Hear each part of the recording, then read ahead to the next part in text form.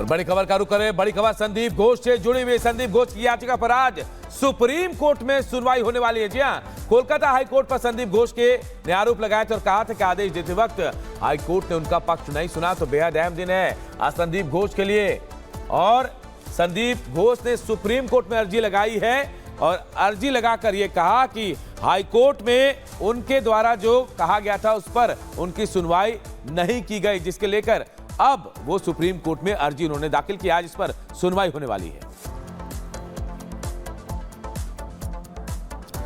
तो supreme court में आज अहम सुनवाई होने वाली संदीप घोष की याचिका पर। अहम सुनवाई संदीप घोष की याचिका पर सुनवाई है और यह सुनवाई इसलिए क्योंकि कोलकाता हाईकोर्ट पर संदीप घोष ने आरोप लगाए थे और कहा कि उनका पक्ष नहीं सुना गया कोलकाता हाईकोर्ट में, इसलिए उन्होंने सुप्रीम कोर्ट में याचिका लगाई और आज सुप्रीम कोर्ट में संदीप घोष की याचिका पर अहम सुनवाई होने वाली है। हाईकोर्ट ने उनका पक्ष नहीं सुना संदीप घोष ने, इसके बाद सुप्रीम कोर्ट का दरवाजा खटखटाया जिस पर आज सुनवाई होने वाली है। इधर बुलंदशहर में तेज रफ्तार कार का कहर देखने को मिला, जहां मौके पर ही 2 लोगों की मौत हो गई। 1 मिनट में पूरी खबर आप सबको बताते हैं। उत्तर प्रदेश के बुलंदशहर में तेज रफ्तार का कहर देखने को मिला। डिवाइडर को तोड़ दिया, कार के चिथड़े उड़ गए, महिला और युवती को मौत के घाट उतार दिया। बुलंदशहर के गुलावटी क्षेत्र का यह पूरा मामला और जानकारी के मुताबिक नशे में धुत कार चालक काफी तेज रफ्तार से कार चला रहा था। इसी दौरान उसने सड़क पार कर रही एक महिला और युवती को टक्कर मार दिया। इस दौरान कार की रफ्तार इतनी तेज थी कि दोनों की मौके पर ही मौत हो गई, जो आपस में बुआ और भतीजी थी। घटना की जानकारी मिलते ही पुलिस मौके पर पहुंची, दोनों शवों को अपने कब्जे में लिया और पोस्टमार्टम के लिए भेज दिया। पुलिस ने शराब के नशे में धुत कार चालक को भी हिरासत में लिया है। कार को जब्त कर लिया गया है। पुलिस ने कार के अंदर शराब और पानी की खाली बोतलें भी पाई हैं। इस पूरे मामले में पुलिस अब आगे की कार्रवाई कर रही है। Bureau report, Republic Bharat. इधर ग्रेटर नोएडा में पुलिस और बदमाशों के बीच मुठभेड़ हो गई। इस मुठभेड़ में बदमाश को गोली भी लगी है। रिपोर्ट आप सबको दिखाते हैं। पीछे 2 आदमी ये फायरिंग ग्रेटर नोएडा के सेक्टर बीटा 2 में हो रहा है, जहां पुलिस और बदमाशों के बीच मुठभेड़ हो गई। इस आवाज से भले इस सेक्टर में रहने वाले सहम गए हों, लेकिन पुलिस बदमाशों को पकड़ने के लिए मुस्तैद है।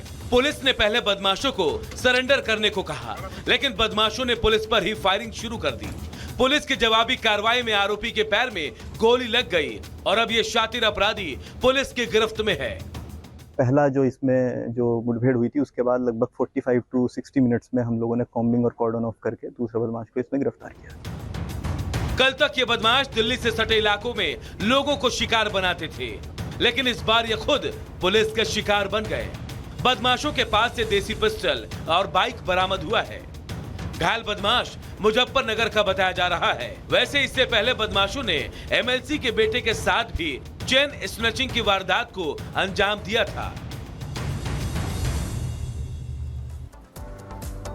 इधर शालीमार गार्डन में भीषण आग लग गई, जिसके बाद लाखों के नुकसान का अनुमान जताया जा रहा है। रिपोर्ट आप सबको दिखाते हैं। किराने की दुकान आग की लपटों में घिरी है और चारों तरफ अफरा तफरी का माहौल है। आग की यह भयावह तस्वीरें गाजियाबाद के शालीमार गार्डन इलाके की है, जहां पूजा सामग्री बेचने वाली दुकान में अचानक आग लग गई। आग इतनी विकराल थी कि देखते ही देखते पास की 2 दुकानों तक फैल गई। इस अगजनी से मार्केट की 3 दुकानें पूरी तरह से जलकर खाक हो गई हैं। दुकानों में लगी आग कितनी भयानक थी, इसका अंदाजा इन तस्वीरों को देखकर लगाया जा सकता है। आसपास कुछ लोग खड़े दिखाई दे रहे हैं, लेकिन डर के मारे पास जाने की किसी की हिम्मत नहीं हो रही। सूचना के बाद मौके पर पहुंची फायर ब्रिगेड की टीम ने काफी मशक्कत के बाद आग पर काबू पाया, लेकिन तब तक दुकान का सारा सामान जलकर खाक हो चुका था। आग पर काबू पाया जा चुका है, लेकिन दुकान में आग कैसे लगी इसका अब तक खुलासा नहीं हो पाया है। पुलिस प्रशासन की टीम इसकी जांच कर रही है और साथ ही हादसे में नुकसान का आकलन भी किया जा रहा है। Bureau report, Republic Bharat. इधर बेंगलुरु का एक वीडियो सोशल मीडिया में वायरल हो रहा है। इस वीडियो में एक ऑटो ड्राइवर 2 यात्रियों के साथ बदतमीजी करता है, उन्हें थप्पड़ तक मार देता है। ये रिपोर्ट आप सबको दिखाते हैं। कर्नाटक के बेंगलुरु से हैरान करने वाला मामला सामने आया है। यहाँ एक ऑटो वाले ने महिला के साथ इसलिए मारपीट और गाली गलौज की क्योंकि उसने ऑटो की राइड कैंसिल कर दी थी। युवती ने पूरी घटना की आपबीती सोशल मीडिया पोस्ट के जरिए शेयर की है। महिला का कहना है कि उसके और उसके दोस्त ने एक ऐप के जरिए 2 ऑटो राइड बुक की थी क्योंकि जल्दी निकलना था। ऐसे में उसके बुकिंग वाला ऑटो पहले आ गया तो उसने अपने दोस्त को भी अपने साथ बुला लिया, जिसकी वजह से उसके दोस्त ने राइड कैंसिल कर दी। राइड कैंसिल करने से दूसरे ऑटो का ड्राइवर भड़क गया, मारपीट और गाली गलौज तक की। पीड़ित महिला ने पूरी घटना का वीडियो बना लिया और सोशल मीडिया पर टैग करते हुए ऐप एजेंसी को शिकायत की है। वही राइड एजेंसी ने मामले पर दुख जताते हुए जल्द एक्शन का भरोसा दिया है। Bureau report, Republic Bharat. इधर मध्य प्रदेश के सतना में सरकारी लापरवाही और जो तंत्र है उस पर कार्रवाई के बदले फरियादी को ही डीएम साहब ने डांट लगा दी और तो और प्रभारी मंत्री के सामने घर तोड़ने का आदेश भी दे दिया। रिपोर्ट आपको दिखाते हैं।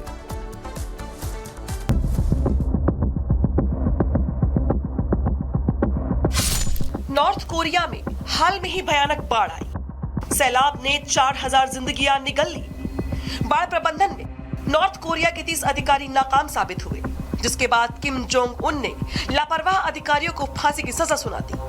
जिस किम को तानाशाह कहा जाता है, उसने ये फैसला अपनी उस जनता के हक में लिया जो बेमौत मारी गई। हमारे देश में भी बारिश ने तांडव मचाया।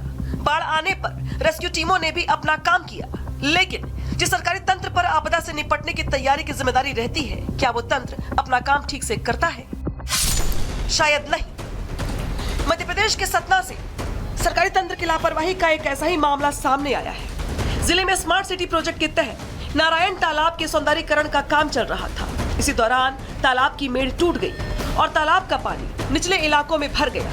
घरों में पानी भरने से लाखों का नुकसान हुआ। तो हालात का जायजा लेने खुद मंत्री प्रतिमा बागरी मौके पर पहुंची। मंत्री जी को अपने बीच देखकर स्थानीय लोगों ने घटना की असली वजह बतानी शुरू की। मंत्री जी के साथ पूरा सरकारी अमला मौजूद था। डीएम साहब खुद पूरे मामले को अपने हिसाब से समझा रहे थे, लेकिन तस्वीरों में दिख रहे इस बुजुर्ग ने बताया कि ठेकेदार की जेसीबी की वजह से तालाब की मेड़ टूटी। इतना ही नहीं, उस जेसीबी से उसका घर भी टूटते टूटते बचा।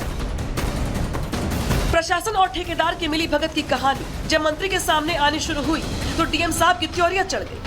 लापरवाह ठेकेदार के खिलाफ एक्शन लेने के बजाय डीएम साहब ने पीड़ित पर ही रुआब झाड़ना शुरू कर दिया। प्रशासनिक लापरवाही के चलते जो लोग मुआवजे के हकदार हैं, डीएम साहब ने उन्हीं के घरों की नाप करवाने की धमकी दी। नारायण तालाब के नाम पर सरकारी पैसे की बंदरबाट नई नहीं है।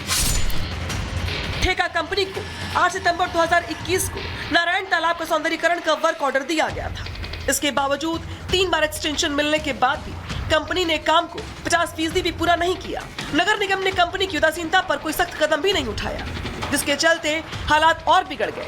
तालाब की मेड़ टूटना भी उसी उदासीनता का नतीजा था। सतना का प्रशासनिक तंत्र कमजोरों को आंखें दिखा रहा है, लेकिन मंत्री प्रतिमा बागरी अलर्ट मोड में नजर आ रही है। उन्होंने तालाब का मेड़ टूटने का जिम्मेदार ठेका कंपनी को माना है और फौरन ठेका रद्द कर कंपनी को ब्लैकलिस्ट में डालने के आदेश दिए हैं। लेकिन लापरवाही पर आंखें मूंदने और आम आदमी को आंखें दिखाने वाले ऐसे अधिकारियों पर एक्शन कब होगा, सवाल बना हुआ है। Bureau report, Republic Bharat.